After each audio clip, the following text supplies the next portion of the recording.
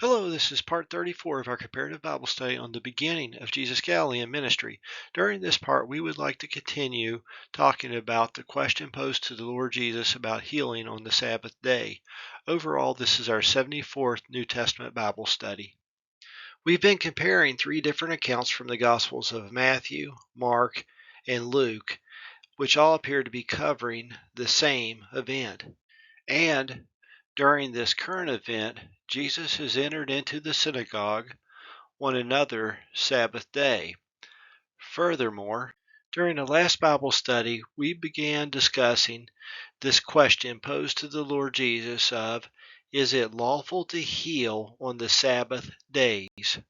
We ended the last Bible study by reading and comparing the highlighted verses in the Gospels of Matthew and Mark. Let's now read the highlighted section in Luke chapter 6. And there was a man whose right hand was withered, and the scribes and Pharisees watched him, whether he would heal on the Sabbath day, that they might find an accusation against him. So the Gospel of Luke reads similar to the Gospel of Mark in that they were watching Jesus to accuse him. The Gospel of Matthew also states that they wanted to accuse the Lord Jesus, but it includes additional information about this question asked to the Lord Jesus. Is it lawful to heal on the Sabbath days? The Gospel of Matthew stated, they asked him, and the Gospel of Mark states, they watched him. Who is the they referred to in these Gospels? It appears the Gospel of Luke tells us scribes and Pharisees watched him. Could this be the same group that has been questioning the Lord Jesus or accusing him since the previous mini-series of events where Jesus healed the man with palsy and said his sins were forgiven, when Jesus ate with publicans, and when there was a question that arose about fasting? Pharisees had also questioned the Lord Jesus and accused his disciples of doing something unlawful as they walked through the grain fields and plucked grain heads with their hands and ate them, as we discussed in the previous event of this subset of events.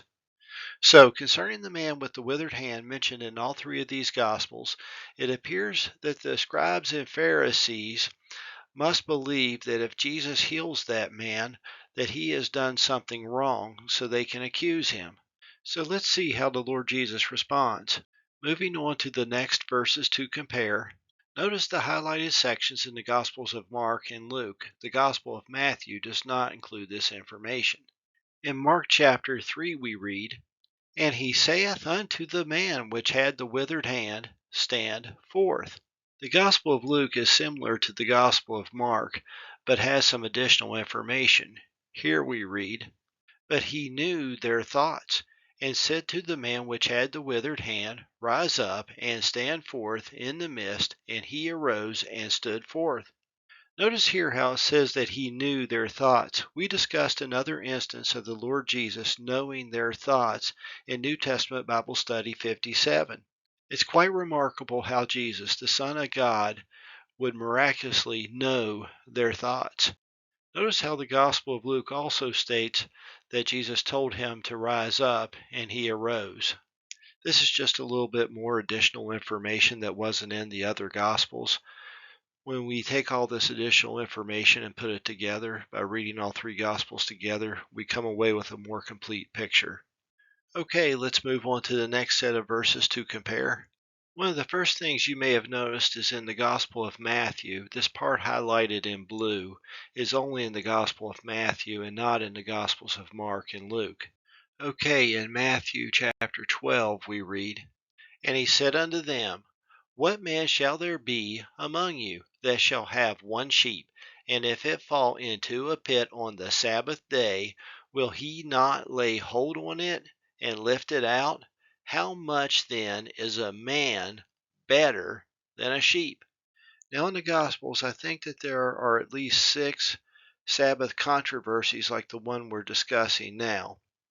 One of them being the previous event that we discussed of Jesus' disciples plucking the grain heads and eating them, and the other 5 being Jesus healing someone.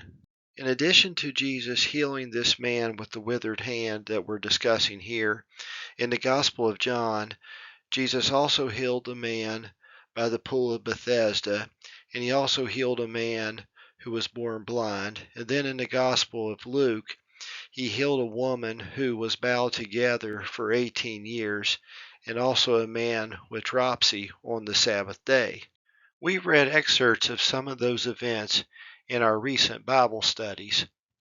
Concerning this section highlighted in blue, Jesus said something similar to this when he healed the man with dropsy.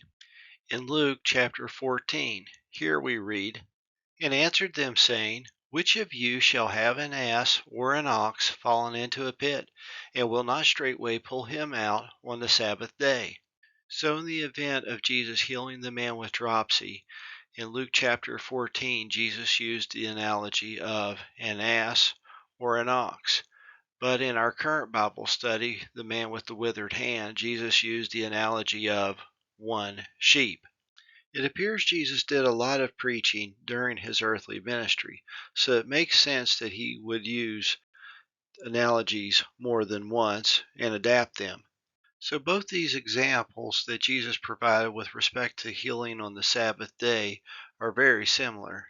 The Gospel of Matthew notes additional information provided by the Lord Jesus, which goes on to state, "How much then is a man better than a sheep?"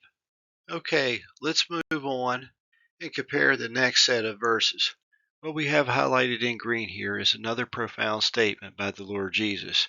In the Gospel of Matthew, we read, "Wherefore it is lawful to do well on the Sabbath days."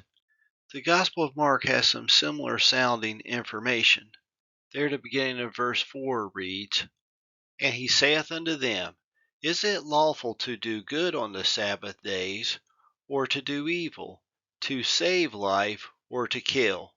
In comparison, the Gospel of Mark is phrased more like questions, whereas the Gospel of Matthew is more of a conclusion or a statement.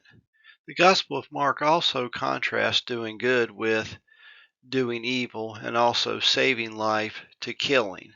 As you recall in the previous event that we discussed, the Lord Jesus stated in Mark chapter 2, "The Sabbath was made for man, and not man for the Sabbath." Could this statement be similar to the statement in our current Bible study that it's lawful to do well on the Sabbath days, as maybe a couple of guiding principles or Jesus restoring the original intent of the Sabbath? Also, couldn't Jesus clarifying these things be an example of him exercising lordship of the Sabbath? As discussed in the last Bible study, when God commanded something to be done on the Sabbath, and Jesus, as Lord of the Sabbath, states that something is allowed to be done on the Sabbath, we can trust that it is something that was allowed on the Sabbath. Could those instructions be looked at as further definition of previous instructions, or not in contrast with previous instructions? For example, the command, "Let no man go out of his place on the seventh day." What is a place and how far could that be? Could that be within what is a Sabbath day journey? That being the case, if the children of Israel marched around the city of Jericho, could that have been within a Sabbath day's journey? Also, doing the commandment of God, couldn't that fit the definition of doing well on the Sabbath day? Back to our current Bible study, it certainly appears that Jesus healing the man with the withered hand was an example of doing well on the Sabbath day. By the way, concerning these things that the Lord allowed on the Sabbath day, such as healing, or even if marching around Jericho, if that occurred on the Sabbath day, I don't think this gave them license to go and disregard the rest of the Sabbath day. I don't think that they went and brought their crops in from the field or painted the barn or something like that. To me, it seems proper that they would have done the limited actions that they were allowed to do and continue to follow the Sabbath the rest of the day. Let's stop here for now. Lord willing, maybe we'll have another Bible study in the future. If I got to share anything good, it's a blessing from God. Thank you. Goodbye.